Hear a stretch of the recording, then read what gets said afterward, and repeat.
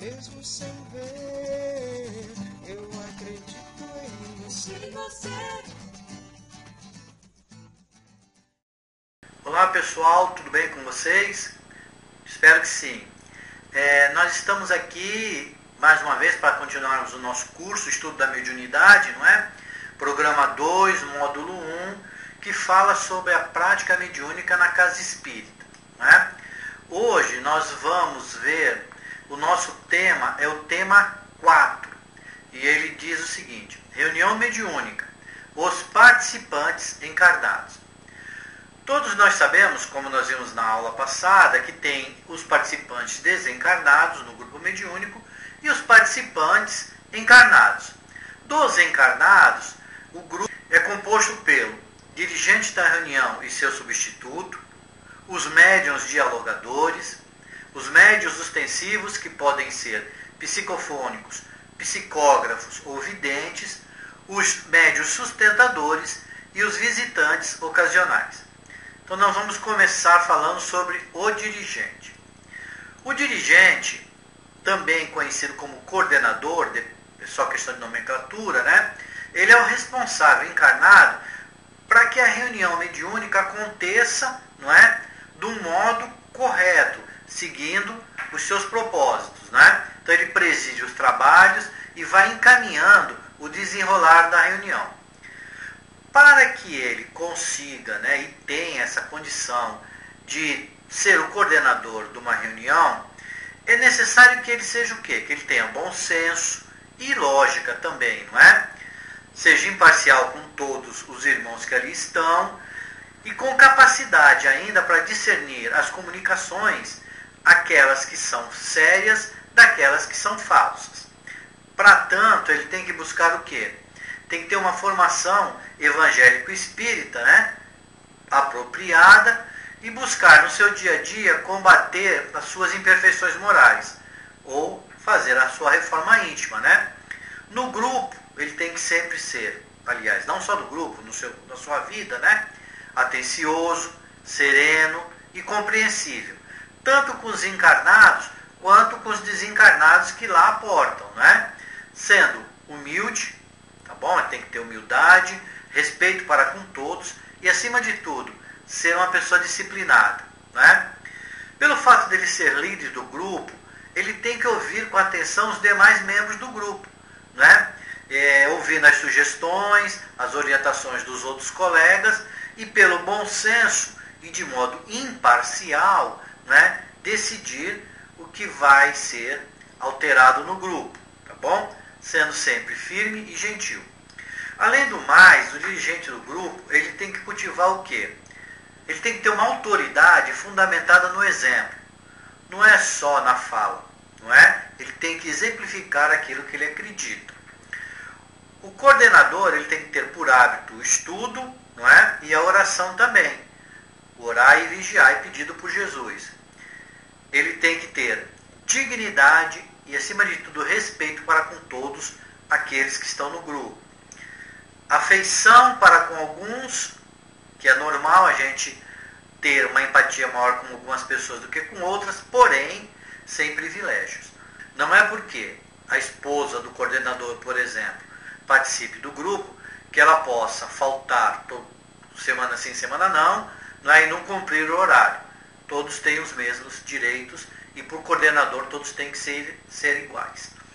Ele tem que ter brandura e firmeza com os encarnados e desencarnados, sinceridade, entender cada um dos participantes, os seus problemas, e que cada um está num momento diferenciado da sua vida, da sua caminhada, e ter também uma conversação construtiva dentro do grupo. Ele não pode ficar falando, não é, coisas que não sejam relacionadas ao bem, ao amor e que não sejam instrutivos. Tudo isso, essas características que eu falei, elas servem para quê? Elas dão base e tornam o coordenador forte, né, e vigilante, para que ele possa combater os ataques, os eventuais ataques daqueles irmãos que querem destruir o trabalho do grupo, não é? Então, por isso que ele também, como eu já falei, deve orar e vigiar, né, para estar protegido contra esses eventuais ataques.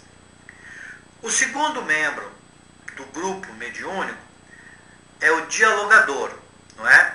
Então, o que o dialogador faz? O dialogador é aquele que se comunica com os espíritos, não é? Em alguns grupos, ele é denominado de doutrinador, não é?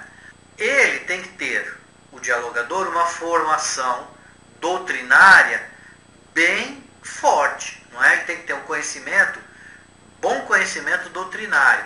Por que isso é importante?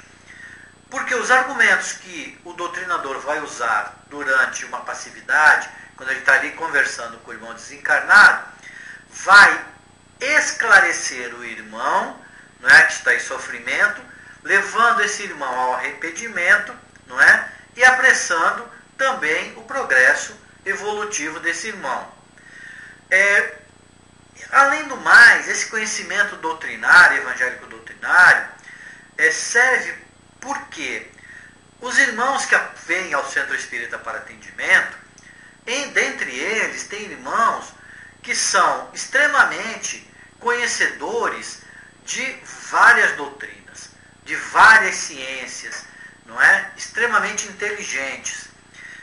E tem técnicas refinadas para o debate.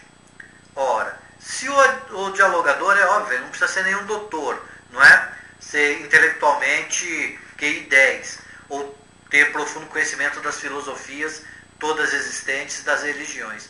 Porém, ele tem que lembrar o seguinte, ele tem que ter o conhecimento doutrinário para poder conversar e ter argumento de dialogar com esse irmão. Lembrando sempre que o diálogo, ele não é frio e acadêmico, não é? Não é uma coisa regrada, com regras, não é? Agora eu vou falar isso, agora não. Porque ele não é um debate de inteligência ou de cultura. Eu não estou ali debatendo. Aliás, ele não é um debate. Ele é um diálogo de coração e de sentimentos. Eu estou ali me doando para aquele irmão, não é? Como eu falei, então, o conhecimento doutrinário espírita e evangélico, né, de Jesus, ele ajuda a esse entendimento com aquele irmão desencarnado. Só lembrando que um irmão que é dialogador, ele pode sim trabalhar como sustentador no grupo.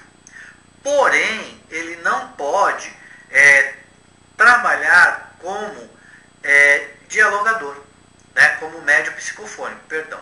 O dialogador não pode trabalhar como médium psicofônico. Por qual motivo? Simples. Ele está ali dialogando com um médium que está dando passividade para algum irmão que tenha uma contenda com outro irmão desencarnado. Se o médium, se o dialogador, se ele é também médium psicofônico, ele pode acabar entrando em transe e dar passividade para o outro irmão, não é, que tem problema com aquele que está falando. O que vai acontecer? Dois irmãos desencarnados vão estar ali se degladiando. E a reunião mediúnica não é para isso. Não é para se lavar roupa suja. Nós estamos ali, os dialogadores, para orientar, para conversar amorosamente com os irmãos, não é? Mostrando o melhor caminho para eles. Tá bom?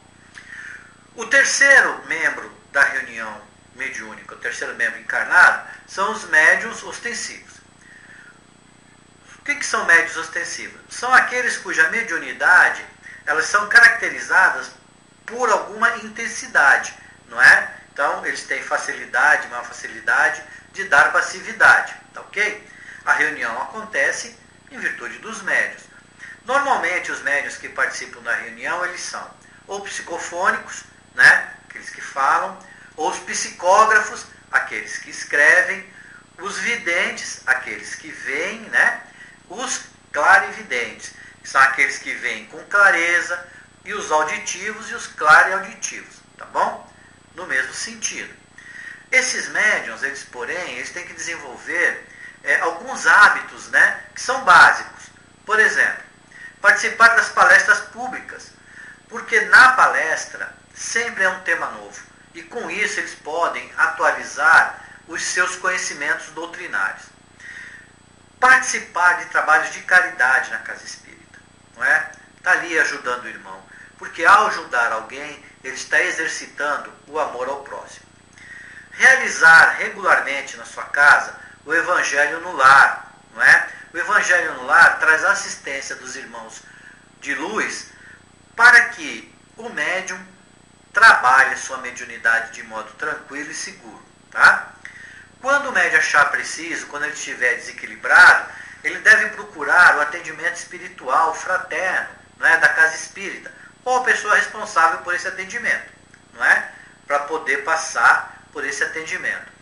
Exercer também a mediunidade dele com simplicidade, com dedicação e com amor ao próximo, tá?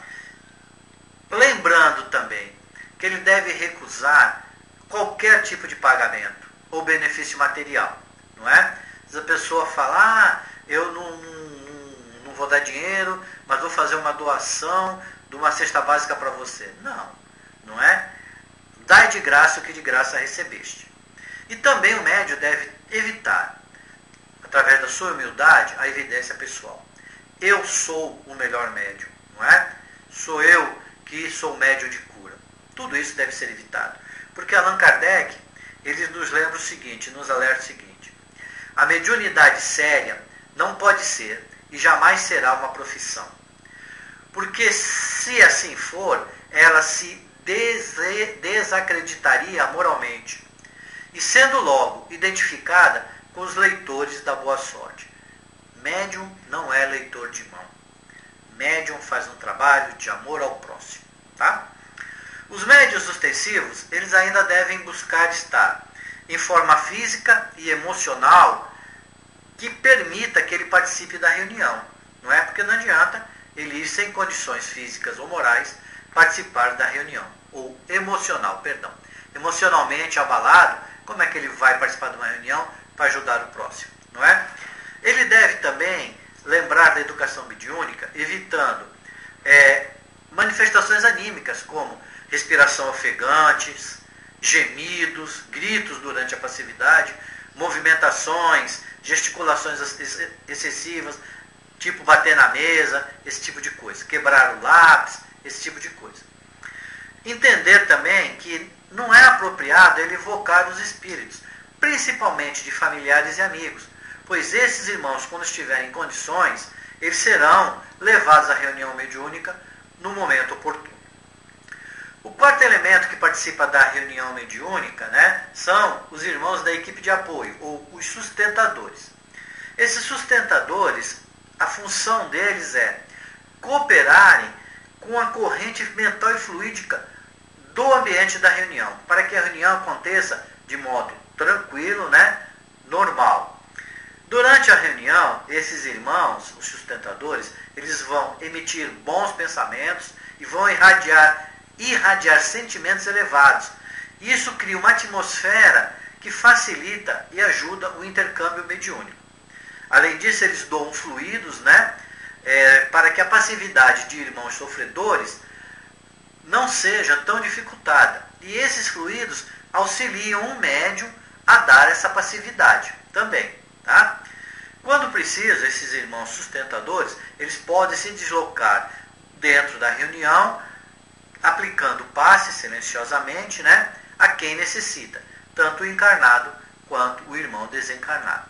Alguns irmãos que trabalham na sustentação, pelo fato de ficarem sentados, firmando a reunião e orando, acreditam que não é importante o trabalho deles. Pelo contrário, sem esses irmãos, certamente a reunião não seria tão profícua como elas são quando eles estão lá trabalhando.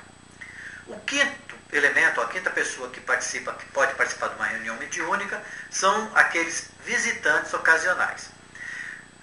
A presença desses irmãos visitantes ocasionais, né, ela tem que ser analisada previamente pelo coordenador do grupo, não é? Em conjunto com os membros do grupo, porque tem médium que não se sente à vontade com pessoas estranhas. Ela geralmente deve ser permitida para aqueles irmãos que já são espíritas, né, ou que tenha conhecimento suficiente para que se porte, né, adequadamente durante a reunião. Não fique assombrado, não é mesmo? Sempre a visita tem que ter uma motivação útil, não é? Como um estágio ou mesmo para se praticar algum aprendizado. É comum, grupos de estudo, pedirem para participar de uma reunião para ver como que é na prática que funciona, tá bom? O número desses visitantes ele não deve ser excessivo, para não perturbar, ou também não desarmonizar o clima vibratório da reunião. Eu tenho falado muito em homogeneidade dos pensamentos. Irmãos que não são frequentes do grupo mediúnico, podem desarmonizar. Quanto aos irmãos, que estão se candidatando à mediunidade, que estão fazendo esse curso, estudando, Kardec lembra o seguinte: o desejo natural de todo aspirante a médium é o de poder conversar com os espíritos das pessoas que lhe são caras. Deve, porém, moderar a sua impaciência. Para que o espírito possa comunicar-se, é preciso que haja relações fluídicas entre ele e o médium, sintonia, entre quem quer se comunicar e o médium. Pode até acontecer que aquele com quem o médium deseja comunicar-se não esteja em condições propícias a fazê-lo, embora se ache presente ali na reunião, como também pode acontecer ou pode suceder que não tenha possibilidade nem permissão para atender ao pedido que lhe é feito. Isso já aconteceu conosco, O irmão foi preparado, mas na hora de dar a passividade, de se comunicar, ele estava tão ansioso que não conseguiu falar. Ok, pessoal? Nossa aulinha era essa. Agradeço a todos, mais uma vez, uma boa semana e lembremos, sem caridade não há salvação.